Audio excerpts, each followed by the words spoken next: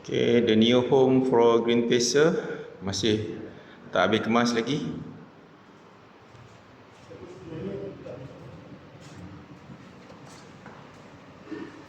Okay, masih tak kemas lagi, letak dulu. Okay, ni bilik my senior consultant Azim. Okay, ni consultants area lah. Ni Aisyah finance. Ni this is my room. Okay, tak siap lagi, masih. I think this is too big. Too big ni. I don't need big room lah. Okay, this room. So the idea nanti I'll do a partition here.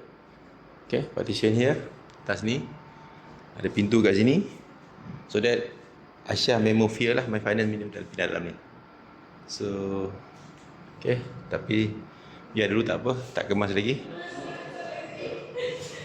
Okay, this is consultants area.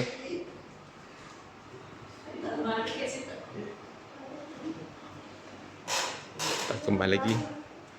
Ni soon to be meeting room. Siap lagi lah.